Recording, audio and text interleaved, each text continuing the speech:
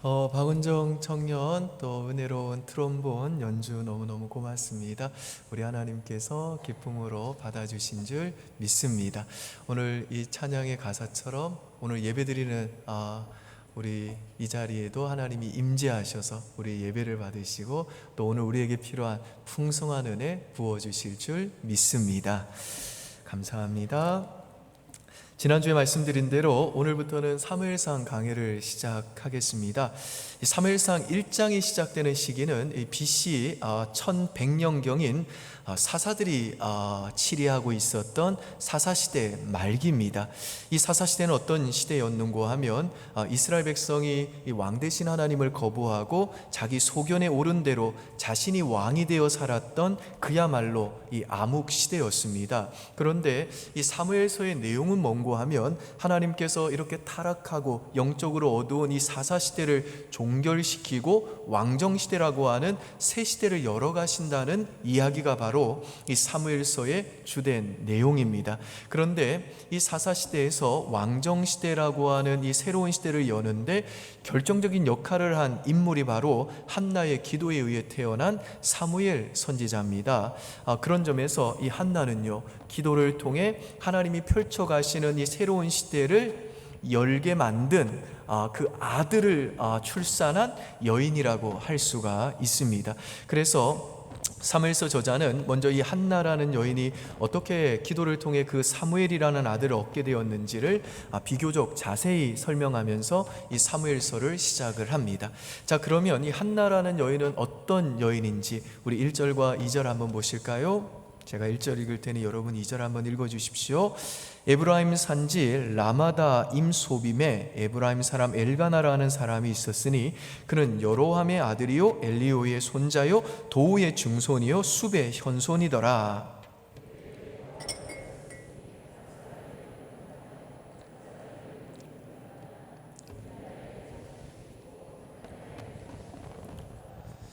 여기에 보시면 이 한나를 소개하기 위해서 먼저 그 남편인 엘가나의 족보를 소개를 하는데요, 이 엘가나의 아버지, 할아버지, 증조 할아버지, 고조 할아버지까지를 소개를 합니다. 이것은 이 엘가나가 굉장히 뼈대 있는 가문에 속한 자였다는 것을 암시해 줍니다. 그리고 이 엘가나는 한나와 분인나라고 하는 두 아내가 있었습니다. 아마도 한나가 본처인데 아이가 생기지 않자 엘가나가 나중에 분인나를 후초로 드린 것 같습니다. 4절에 보시면 우리말 성경에는 엘가나가 절기가 다가오면 제사를 위해서 분인나와 그의 모든 자녀들에게 제물의 분깃을 주었다 기록되어 있는데요, 영어 성경에서는 아들들과 딸들이라고 번역을 했습니다. 그러니까 이 분인나는 후초로 들어와 가지고 아들 2명과 딸 2명 해서 적어도 4명 이상의 자식들을 낳은 겁니다. 반면에 한나는요, 계속해서 아이를 못 낳았습니다. 일이 이렇게 되다 보니까 자연히 이 분인나는 자신의 그 위치를 굳혀서 본처 행세를 하려고 했던 것 같습니다. 그 반대로 이 본처였던 한나의 위치는 점점 위축되고 힘을 잃어가고 있었던 것 같습니다. 그래서 이 두 사람 사이에는 이제 넘을래야 넘을 수 없는 높은 벽이 쌓이고 있었습니다. 더욱이 이 제사를 드릴 때마다 이 남편인 엘가나가 그 한나에게 제물의 분깃을 갑절로 줌으로써 이 한나에 대한 특별한 사랑을 표시를 하는 바람에 이 분인나의 질투를 유발시켰습니다. 우리 3절에서 7절까지 또 한 절씩 저랑 나누어 읽겠습니다. 이 사람이 매년 자기 성읍에서 나와서 실로에 올라가서 만군의 여호와께 예배하며 제사를 드렸는데 엘리의 두 아들 홈니와 비느하스가 여호와의 제사장으로 거기에 있었더라.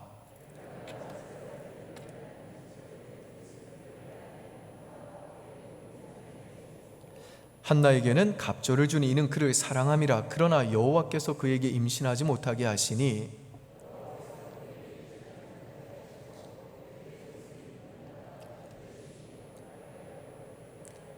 7절 같이 있습니다. 매년 한나가 여호와의 집에 올라갈 때마다 남편이 그같이 하매 분인나가 그를 격분시키므로 그가 울고 먹지 아니하니. 이 7절 말씀을 현대어 성경에 보니까 온 가족이 예배하러 실로에 올라갈 때마다 분인나가 한나를 더욱 비웃고 조롱하며 학대했다라고 말씀합니다. 이 분인나도 분명히 한 여자로서 상처를 받았겠지요. 이 차별적인 남편의 행동이 분명히 분인나의 가슴을 멍들게 했을 겁니다. 그런데 문제는 뭐냐면 이 분인나가 그녀의 그 상처와 분노와 아픔을 한나에게 폭발시켰다는 겁니다. 그래서 한나가 당시 성막에 있던 실로라는 곳에 예배하러 올라갈 때마다 이 분인나가 이 한나의 마음을 늘 괴롭혔습니다. 그래서 6절 말씀해 보시면요, 이 사무엘서 저자는 아예 이 한나를 한나의 적수다라고 표현합니다. 이 한나의 적수라는 말이 뭐죠? 한나의 왼수라는 겁니다. 그리고 이 분인나가 한나를 격분시켰다고 했는데 이 격분이라는 단어는 우레라는 뜻입니다. 그러니까 이 분인나는요, 틈만 나면 이 한나의 목을 조르면서 네가 여자야? 애도 못 낳는 주제에 그러고도 남편 사랑을 독차지해? 막 이러고 나 봐봐, 벌써 애를 몇 명이나 낳았는지 모르잖아. 나는 이렇게 애를 잘 낳는데 넌 뭐야? 허리가 그렇게 가늘어가지고 애 낳겠어? 막 그러면서 이 분인나가 우레처럼 이 천둥 번개처럼 전혀 예측할 수 없게 아주 맹렬한 방식으로 한나에게 고통을 주고 한나를 괴롭히고 한나에게 모욕을 줬다는 겁니다. 그래서 한나는 이 분인나의 이런 우레 같은 괴롭힘 때문에 예배의 처소에 가서도 아무것도 못 먹고 그냥 울기만 합니다. 그런데 이렇게 우는 한나를 그 남편인 엘가나가 위로를 하는데요, 어떻게 위로하는지 8절 보시죠. 같이 있습니다. 그의 남편 엘가나가 그에게 이르되 한나여 어찌하여 울며 어찌하여 먹지 아니하며 어찌하여 그대의 마음이 슬프냐? 내가 그대에게 10 아들보다 나지 아니하냐? 마치 정말 드라마 대사처럼 느껴지는데요, 이걸 보면 엘가나가 참 괜찮았던 남자인 것 같아요. 더욱이 참 스윗하고 로맨틱한 남편이었던 것 같습니다. 근데 이게 한나에게는 전혀 위로가 안 됩니다. 오히려 한나는요, 자신이 그 아기를 갖지 못하는 이 아픔과 분인나로부터 받는 그 이 괴로움 때문에 자기에게는 남편의 사랑도 필요하고 남편의 사랑도 중요하지만 결국 사람의 위로에는 한계가 있고 끝이 있다라고 하는 사실을 깨닫게 됩니다. 그래서 한나가 어떻게 했는지 우리 9절에서 11절까지도 나눠 읽으시죠. 제가 9절 읽겠습니다.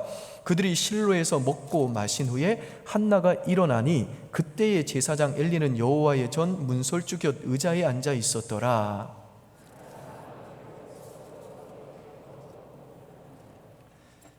같이 읽습니다. 서원하여 이르되 만군의 여호와여, 만일 주의 여종의 고통을 돌보시고 나를 기억하사 주의 여종을 잊지 아니하시고 주의 여종에게 아들을 주시면 내가 그의 평생의 그를 여호와께 드리고 삭도를 그의 머리에 대지 아니하겠나이다.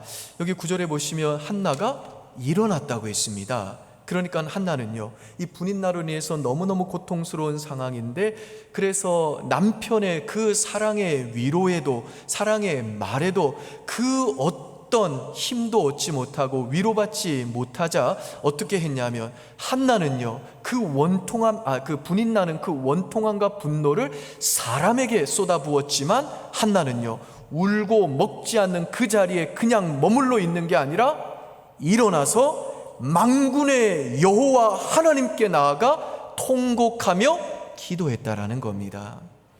이 만군의 하나님 여호와라고 하는 이 말은 군대의 하나님이라는 뜻입니다. 그러니까 우리 하나님은 어떤 분이신가 하면 하늘에 있는 천군 천사와 땅에 있는 군대는 물론이고 바람과 비, 구름과 같은 이 온 자연 만물을 자신의 무기로 삼으실 수 있는 절대 권세를 가지신 하나님이시라는 겁니다. 그런데 그 만군의 하나님은 여호와세요. 즉 자기 백성과 언약을 맺어 그 백성을 끝까지 사랑하시고 그 백성에게 하신 언약의 약속을 반드시 지키시는 신실하신 하나님이 바로 여호와십니다.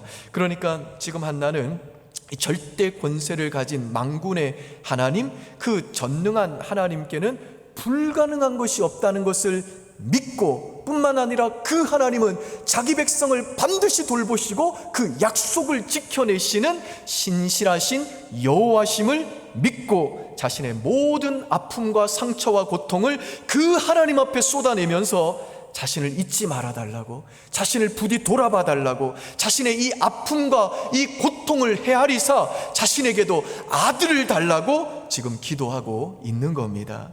그런데 한나가 그렇게 통곡하면서 기도하고 있는 동안에 그 당시에 이스라엘의 대제사장이었던 엘리가 또 이 한나의 마음을 아프게 합니다. 12절에서 14절 한번 보실까요?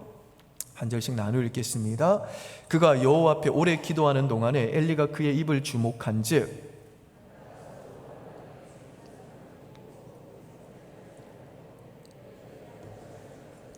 같이 했습니다. 엘리가 그에게 이르되 내가 언제까지 취하여 있겠느냐, 포도주를 끊으라 하니.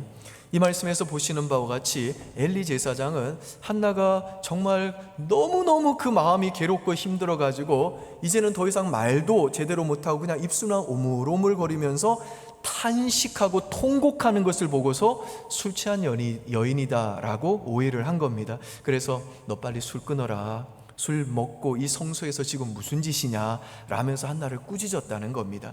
이것은 이 당시에 그 이스라엘의 영적인 어두움처럼 그 시대를 대표하는 그 대제사장인 그 가장 중요한 영적 리더였던 이 엘리의 영적 감각이 이 이스라엘 백성의 타락과 마찬가지로 너무너무 무기력해져 있고 너무너무 어두워져 있다는 것을 보여주는 대목입니다. 여러분, 만일에 오늘 여러분들이 예배 끝나고 나가는데 제가 여러분과 인사를 나누는데 특별히 우리 자매님 중에 오늘 이 예배 가운데 은혜 받아가지고 울면서 기도한 건데 제가 자매님 술 좀 끊으십시오, 아니 예배당까지 와가지고 술 먹고 기도하면 어떻게 하십니까? 그러면 여러분 어떻게 하시겠어요? 아, 돌팔이 목사구나, 여기는 내가 올 때가 아니구나, 여기 있다가 정말 큰일 나겠다 하면서 아마 삐치고 상처받아가지고 다시는 우리 교회에 안 나올 겁니다. 그런데 한나는요, 삐쳐서 그냥 가지 않습니다. 왜요? 그가 이미 기도 중에 하나님의 은혜로 그 심령이 그 상처를 이겨낼 수 있는 힘을 얻은 겁니다. 그래서 그가 어떻게 반응하는가 하면 15절과 16절 같이 한번 읽겠습니다. 한나가 대답하여 이르되 내 주여 그렇지 아니하나이다. 나는 마음이 슬픈 여자라. 포도주나 독주를 마신 것이 아니요 여호와 앞에 내 심정을 통한 것뿐이이다. 당신의 여종을 악한 여자로 여기지 마옵소서. 내가 지금까지 말한 것은 나의 원통함과 격분됨이 많기 때문이니이다 하는지라. 여기서 통하다라고 하는 말은 쏟아붓다라는 뜻입니다. 그러니까 한나가 기도하면서 하나님 앞에 정말 자신의 모든 걸 다 쏟아 부었다는 겁니다. 눈물도 쏟아 붓고 그 마음의 아픔과 상처와 분노도 다 쏟아 부었다는 겁니다. 한나가 이렇게 자신이 술 취한 게 아니라 하나님께 간절하게 기도한 거라고 이야기하자 성경에는 뭐 안 나옵니다만은 엘리 제사장은 굉장히 멋쩍어 하면서 미안했을 겁니다. 그래서 엘리가 한나한테 이렇게 말합니다. 17절 보실까요? 제가 읽습니다. 엘리가 대답하여 이르되 평안히 가라. 이스라엘의 하나님이 내가 기도하여 구한 것을 허락하시기를 원하노라 하니. 그러자 이제 18절 뭐라고 한나가 대답하는지 같이 읽습니다. 이르되 당신의 여종이 당신께 은혜 입기를 원하나이다 하고 가서 먹고 얼굴에 다시는 근심빛이 없더라. 그러니까 한나가 기도 가운데 하나님의 은혜로 충만해지니까, 하나님을 진짜 만나니까 그 돌팔이 목사의 말에도 은혜를 받더라는 거예요. 그 돌팔이 목사의 말도 하나님의 음성으로 듣더라는 겁니다. 오늘 제가 비록 부족하지만 오늘 하나님의 은혜가 충만히 여기 임해서 여러분 정말 오늘 이 전하는 저의 이 말씀이 사람의 말이 아닌 하나님의 말씀으로 전해져 가지고 여러분의 심령을 변화시키고 여러분이 모든 것들을 이겨낼 수 있는 하나님의 강력한 은혜의 도구로 사용되기를 주님의 이름으로 축원드립니다. 그러자 이제 어떤 일이 벌어졌는지 우리 19절과 20절 같이 한번 읽겠습니다. 시작. 그들이 아침에 일찍이 일어나 여호와 앞에 경배하고 돌아가 라마의 자기 집에 이르니라. 엘가나가 그의 아내 한나와 동침함에 여호와께서 그를 생각하신지라. 한나가 임신하고 때가 이름에 아들을 낳아 사무엘이라 이름하였으니 이는 내가 여호와께서 그를 구하였다 함이더라. 그러니까 11절에서 한나가 어떻게 기도했죠? 하나님, 부디 저를 좀 기억해 달라고, 정말 내 아픔과 고통을 좀 헤아려 달라고, 부디 나를 좀 생각해 달라고, 그렇게 하나님 앞에 그 마음을 쏟아붓고 통곡하며 눈물을 흘리며 기도했는데 하나님이 진짜 한나를 기억해 주신 겁니다. 생각해 주신 겁니다.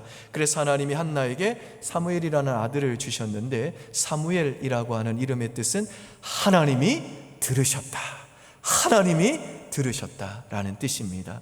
자, 여러분, 우리가 지금까지 쭉 살펴본 것처럼 한나는 불임 여성이었습니다. 당시 불임은요, 하나님의 저주를 받은 것으로 여겨졌기 때문에 한나는 하나님으로부터 자기가 버림받았을지도 모른다고 하는 그 아픔과 불안이 있었을 겁니다. 그리고 한나는 이 분인나라고 하는 원수 때문에 정말 번개와 우레와 같은 아픔과 괴로움을 당했습니다. 그리고 그녀에게는 정말 좋은 그 남편이 있었음에도 불구하고 그 남편의 위로도 그녀에게는 도움이 안 됐습니다. 더군다나 그녀는 엘리라고 하는 이 돌팔이 목회자 때문에 영적인 도움을 받기는커녕 오히려 술 취한 여자라고 하는 오명과 치욕과 오해를 받는 너무나도 큰 상처를 받았습니다. 그러니까 지금 한나는요, 하나님도 자기를 버린 것 같고 자신을 대적하는 분인나 때문에도 너무너무 괴롭고 사랑하는 남편에게조차도 그 어떤 위로를 받을 수 없는 너무너무 고통스럽고 답답하고 힘든 처지에 놓여 있는 겁니다.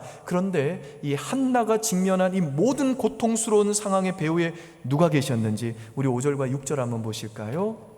5절과 6절 제가 읽습니다. 한나에게는 갑절을 주니 이는 그를 사랑함이라. 그러나 누가요? 여호와께서 그에게 임신하지 못하게 하시니. 누가요? 여호와께서 그에게 임신하지 못하게 하심으로 그의 적수인 분인나가 그를 심히 격분하게 하여 괴롭게 하더라. 무슨 말이죠? 지금 한나의 그 고통의 근본적인 배후에는 누가 계셨다는 거죠? 여호와 하나님이 계셨다는 겁니다. 그러니까 지금 저와 여러분이 가지고 있는 그 분인나, 그 고통, 그 아픔, 그 상처, 태가 막히는 그 인생의 막힘과 답답함, 그 배후에는 우리가 참 납득하기는 어렵습니다만은 누가 계시느냐 하면 하나님이 계신다는 겁니다. 그 고통과 아픔의 순간에도 하나님이 마치 나를 사랑하지 않는 것처럼 느껴지고 하나님이 나를 마치 버렸다는 느낌이 드는 바로 그 순간에도 우리 하나님은 여전히 우리들의 인생 배후에서 우리의 인생을 붙잡아 맹렬한 열심과 그 쉬지 않는 열심으로 부지런히 우리의 삶 속에 그분의 뜻과 계획을 펼쳐가고 계시더라는 겁니다. 이동원 목사님이 전도사 시절에 용인에 있는 한 농촌교회 부흥회를 가셨습니다. 전도사가 이 부흥 강사로 갔으니 얼마나 영광스럽겠어요. 그런데 부흥의 첫날부터 비가 억수같이 쏟아지기 시작을 한 겁니다. 그러니까 이동원 목사님이 비를 그쳐야 되겠다, 내 믿음을 이 성도들에게 한번 보여줘야 되겠다. 그래서 교인들한테 자, 부흥회 동안에 비가 오지 않기를 위해 우리 기도합시다 하고 통성 기도를 시켰는데, 통성으로 기도를 하는데 비가 더 억수같이 쏟아지는 겁니다. 슬며시 겁이 나는 겁니다. 망실당할 것 같습니다. 그래서 이동원 목사님이 아주 지혜롭게 생기셨잖아요. 한 발 쓱 뺐어요. 하나님, 부흥회에 적합한 날씨를 주관하여 주옵소서. 그런데 부흥회 첫날 내내 비가 오는 겁니다. 그래서 실망이 됐습니다. 그리고 부흥회 첫날부터 비가 오니까 분위기가 가라앉아 버렸습니다. 그런데 비가 오면 안 되는 줄 알고 있었는데 비가 오므로 오히려 하나님께서 부흥회를 축복하셨습니다. 왜 그런가 하면 그 당시가 농번기였는데 그래서 모든 사람들이 다 논에서 해가 지도록 일을 하는 겁니다. 그런데 갑자기 비가 쏟아지기를 계속 쏟아지니까 그만두자 이러고 다 포기하고 교회를 온 겁니다. 그래서 설교가 시작될 무렵에 사람들이 꾸역꾸역 모여가지고 예배당에 찾고 그때 또 말씀 통해서 하나님의 큰 은혜가 임했다는 간증을 하셨습니다. 여러분, 우리 고정관념에는요, 부흥회를 하면 비가 오면 안 됩니다. 그래야 은혜롭다고 생각해요. 그러나 우리 하나님은요, 비가 와야 돼요. 그래야 은혜로운 겁니다. 우리는요, 분인나가 내 인생에 없어야 그래야 은혜롭다고 생각합니다. 그런데 하나님은요, 분인나가 내 곁에 있어야 은혜로운 겁니다. 근데 우리는 이 하나님을 너무 못 믿는 겁니다. 그래서 우리는 그 하나님을 향해 하나님이 조금만 내 뜻대로 해주지 않는다 싶으면 하나님 도대체 왜 나한테 이렇게 섭섭하게 하시냐고, 그리고 하나님이 살아계신다면 왜 내게 이런 일이 일어나는 거냐고, 도대체 내가 이렇게 오랫동안 기도했는데도 하나님은 왜 내 기도에 이렇게 응답하지 않느냐고 그렇게 하나님께 원망을 합니다. 근데 여러분, 우리 눈에 보이는 게 다가 아닙니다. 보이지 않는 하나님의 더 큰 섭리 때문에, 또 우리를 더 큰 위험에서 우리를 보호하시기 위해서, 또는 우리를 어떤 함정에 빠지지 않도록 지켜주기 위해서 하나님이 어떨 때는요, 우리 인생 가운데 우리의 그 인생을 막아버리시고 다쳐버리게 하시고 분인나와 같은 그 고통을 허락하셔서 우리들을 힘들게 하시고 낙심시킬 때가 있습니다마는, 그러나 그때에도 우리 하나님은 언제나 우리에게 가장 좋은 것 주시는 우리 하늘 아버지신 거 우리 성도님들 믿을 수 있기를 바랍니다. 그렇기 때문에 우리는요, 그 하나님을 끝까지 의지하고 끝까지 순종해야 되는 겁니다. 사실 한나 곁에 이 분인나가 없었더라면 한나는 그 마음의 원통함과 격동함도 없었을 것이고, 그러면요 하나님께 마음을 쏟아내는 그 기도의 자리에도 나아가지 않았을 것이고, 그러면요 사무엘도 얻지 못했을 것이고, 그러면요 그녀는 새로운 시대를 열게 만드는 하나님의 사람으로 기억되지도 못했을 것이고, 오늘 제가 여러분들에게 이 한나를 설교하지도 못했을 겁니다. 그러니까 저와 여러분의 삶 속에서 좋은 일들에만 하나님이 계시는 것이 아니라 우리들의 삶 속에 도저히 회복되기 힘들 정도로 우리를 괴롭게 만드는 그 분인나, 그 아픔, 그 고통, 그 상처, 그 눈물, 그 인생의 답답함과 막힘, 그 배후에도 하나님이 계시다라는 겁니다. 한나가 이걸 깨달은 겁니다. 그래서 그녀는요, 남편의 그 위로를 통해서도 그 마음이 치유되지 않을 때 그녀가 한 가지 확신한 게 무엇인가 하면, 그 고통 배후에 하나님이 계시고 이 고통은 오직 하나님만이 해결할 수 있다는 것을 깨닫게 되면서, 그 슬프고 고통 중에 앉아있던 그 한나가 이제는요 일어나서 만군의 여호와, 그 소망의 하나님, 그 전능한 하나님께 일어나서 통곡하며 기도하러 나아간 겁니다. 그리고 한나는 처음에는 순전히 개인적인 문제로 아이를 좀 출산하게 해달라고, 잉태하게 해달라고 기도했습니다. 그런데 이 한나의 기도는 그 기도가 진행되면 진행될수록 그 기도가 더 깊어지기 시작하면서 15절에 기록되면서 어떤 기도의 은혜가 있었냐면, 그녀의 기도가 하나님의 심정과 통하는 기도로 변화가 됩니다. 15절에서 한나가 하나님 앞에서 심정이 통했다라고 하는 이 말은 무슨 뜻인고 하면, 한나도 하나님의 마음을 알아버렸고 하나님도 한나의 마음을 알아주셨다는 뜻입니다. 남편도 자신의 심정을 몰라주고 엘리 제사장도 자신의 아픔을 오해했지만, 하나님은 그 한나의 아프고 상한 심정을 아셨다라는 겁니다. 그리고 한나도 기도하면서 하나님의 그 아픈 마음을 자신의 상처와 그 아픔을 통해서 알아버렸다는 겁니다. 나만 아픈 게 아니었구나, 나만 지금 상처받고 울고 있는 게 아니었구나, 하나님도 울고 계시구나, 이걸 알아버렸다는 겁니다.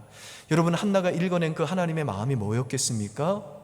구약시대를 살던 이스라엘 여인에게 있어서 자녀를 출산하지 못한다는 것은, 이건 단순한 실망의 차원을 넘어서 가지고 하나님의 저주를 받은 것으로 여겨졌습니다. 그렇기 때문에 분인나는요, 분명히 한나를 향해 네가 나처럼 자녀 가지지 못하는 건 뭐 때문인 줄 알아? 하나님이 너 저주하셨기 때문이야.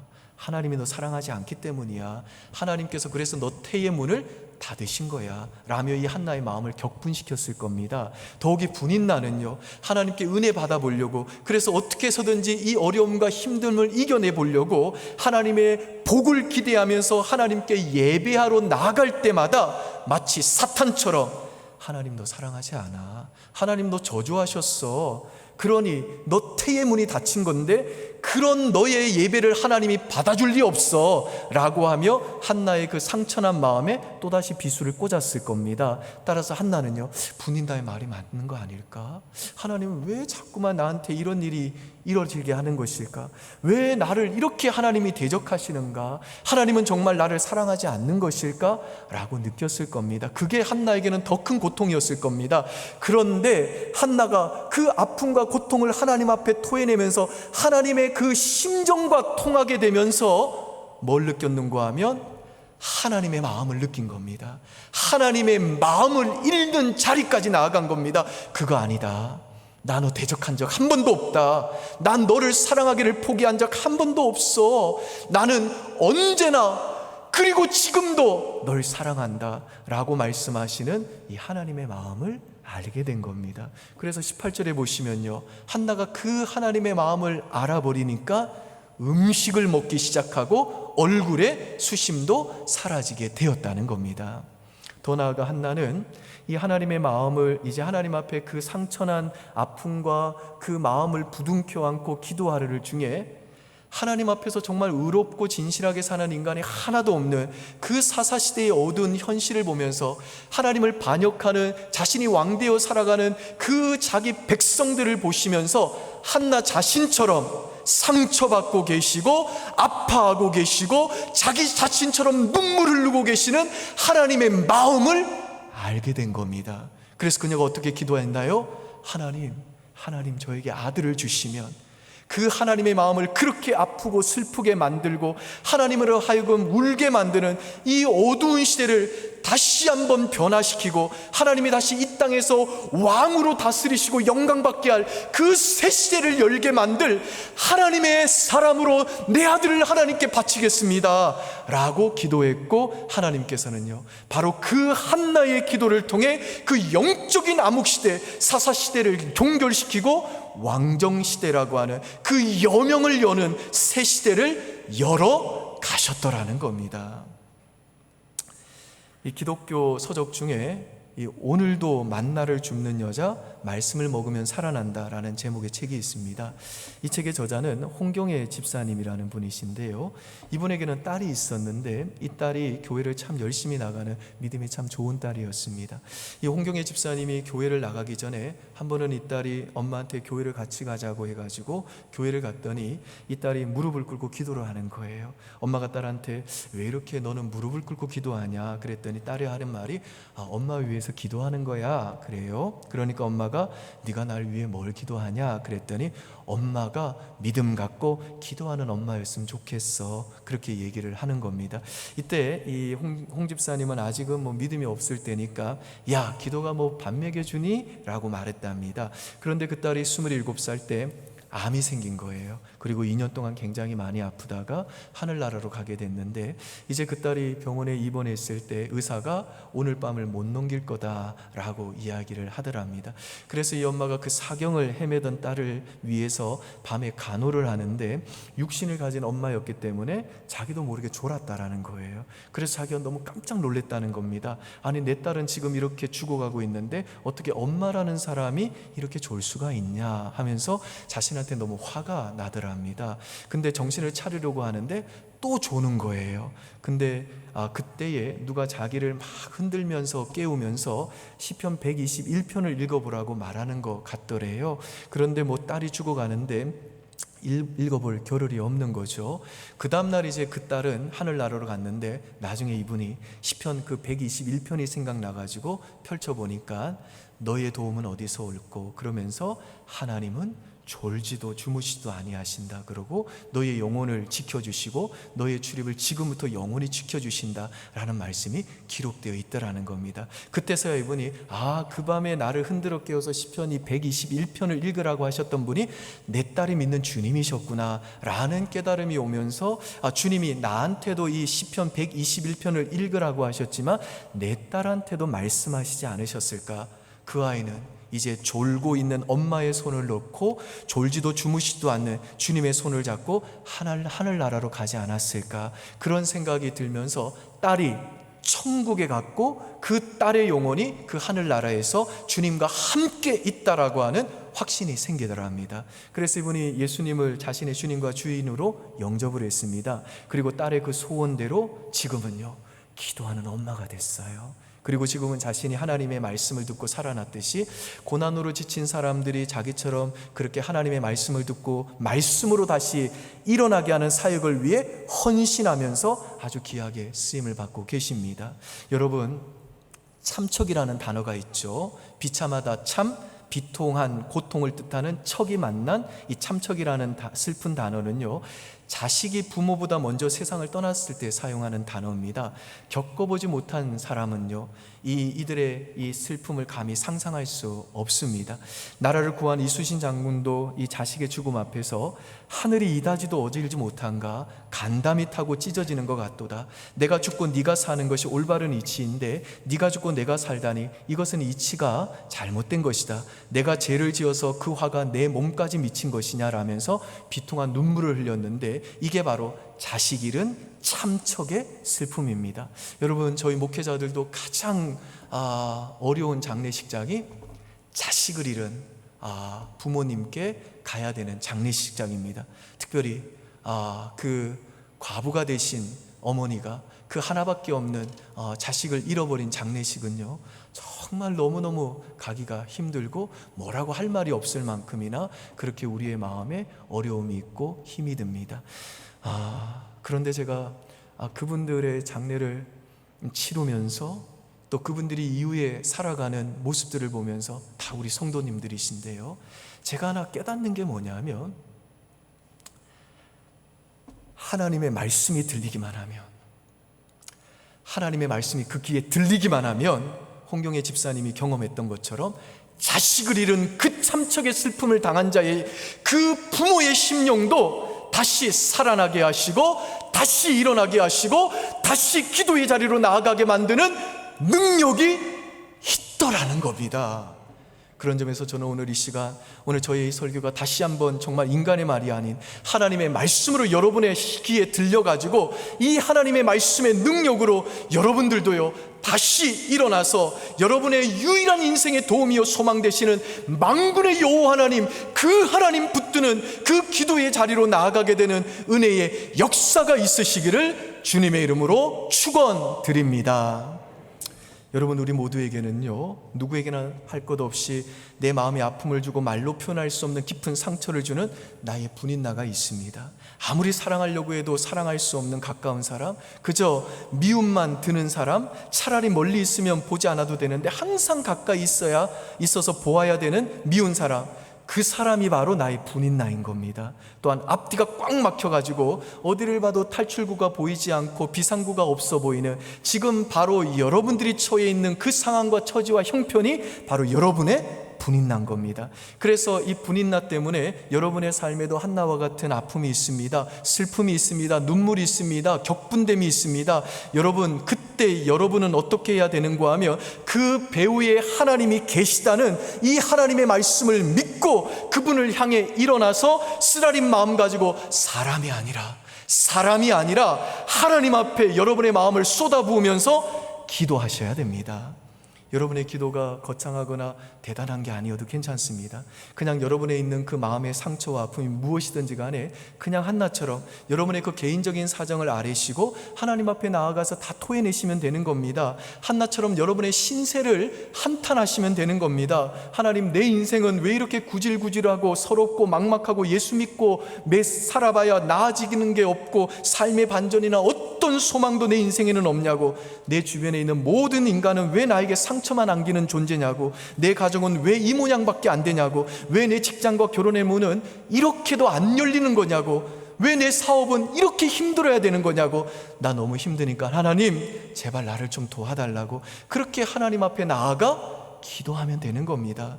여러분이 그렇게 하나님 앞으로 나아가 여러분의 상처를 하나님께 토해내다 보면요, 하나님께서 여러분의 그 통곡과 상처 위에 은혜를 담아주시는 겁니다.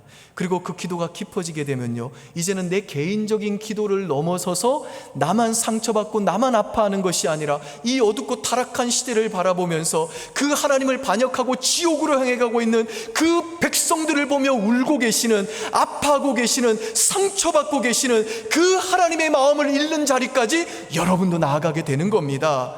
나는 내가 경험하고 있는 나의 이 서러움과 나의 고통과 나의 아픔과 애를 못 낳는 내 개인적인 고통에 함몰되어져 가지고 하나님 앞에 기도하러 하나님께 나아갔는데, 오히려 나의 그 상처와 그 아픔이 통로가 되어 나를 향한 하나님의 긍휼과 사랑의 마음이, 이 세상을 향한 하나님의 그 사랑의 마음이 내 영혼 속에 흘러 들어오게 된다는 겁니다. 그래서 여러분, 역설적이게도 마음의 깊은 상처와 아픔을 가지고 하나님 앞에 정말 눈물로 통곡해 본 사람들만이 하나님의 마음을 읽어낼 수 있는 겁니다. 여러분, 어떤 분이 말씀하신 것처럼 저와 여러분의 영혼에 새겨진 이 상처는요, 그것이 다른 사람을 죽이는 독이 되든지 아니면 하나님의 영광을 위해서 수고하는 은혜의 통로가 되든지 둘 중에 하나인데, 우리들의 이 상처는 하나님의 아픔을 읽어내는 통로가 될 때만 우리 자신에게도 우리 주변에 있는 사람들에게도 독이 아니라 복이 될 수가 있는 겁니다. 그러므로 사랑하는 우리 은평의 교우 여러분들, 하나님은요, 약한 자에게 은혜를 주시는 분인 것을 믿으시고, 여러분의 그 상처와 고통과 눈물과 아픔이 무엇이든지 간에 부디 그거 가지고 하나님께 나아가시기를 바랍니다. 그리고 여러분의 새겨진 그 영혼의 그 아픔과 상처를 통해서 여러분들도 하나님의 그 마음을 읽어내는 자리로 나아가셔서, 또 거기서 더 한 발짝 더 나아가 그 상처를 통해 주신 하나님의 그 은혜와 복 가지고 하나님의 영광과 다른 사람의 유익을 위해 살겠다고 결단하는 그 사명의 자리까지 나아가는 우리 성도님들 되시기를 주님의 이름으로 축복합니다. 그래서 하나님 나를 기억해 주셨다고, 하나님 내 기도를 들어주셨다고, 내 인생과 가정과 일터에도 이제는 영적인 어둠의 시대가 끝이 나고 하나님의 새로운 여명이 열리는, 새로운 하나님의 역사가 펼쳐지는 새로운 시대로 내가 나아가게 됐다라고 하는 이 믿음의 고백과 간증을 토해내는 그 은혜가 저와 여러분들의 인생에도 있으시기를 주님의 이름으로 축원드립니다. 기도하겠습니다. 아버지 하나님, 오늘 우리 중에도 한나처럼 분인 나가 있습니다. 정말 우리의 마음을 아프게 하고 고통스럽게 하며 도무지 해결될 것 같지 않은 인생의 막막함과 막힘이 있습니다. 하나님, 오늘 이 말씀을 통해서 그 배후에도 하나님이 계시고 하나님께서 그 일을 통해서 일하고 계심을 확인하게 됩니다. 우리 사랑하는 성도들, 오늘 이 말씀이 그 귀에 생생하게 들리게 도와 주시옵소서. 그래서 이 말씀 때문에 다시 한번 일어나게 하시고, 다시 한번 힘을 내게 하시고, 다시 한번 살 소망을 가지고 음식을 먹게 하시고, 그래서 하나님의 품으로 달려나가 다시 한번 그 기도의 자리에서 눈물을 쏟아내게 하시고 아픔과 고통을 쏟아내게 하시고, 오직 하나님만이 나의 유일한 소망이시며 내 인생의 해결자시라며 그 하나님을 붙드는 믿음의 역사를 일으켜 주시옵소서. 그래서 그 기도를 통해 한나처럼 인생의 어두움이 종결되고 새로운 하나님의 역사가 펼쳐지는, 새로운 인생의 문이 열리는 새 시대를 경험하게 도와주시고, 그 경험을 통해 하나님이 베푸신 은혜 때문에 참으로 다른 이들을 섬기는 사명의 자리까지 나아가는 하나님 나라의 귀한 일꾼들로 우리 모든 은평의 권속들을 멋지게 사용하여 주시옵소서. 감사드리며 예수님 이름으로 기도합니다. 아멘. 우리 다 함께 자리에서 일어나셔서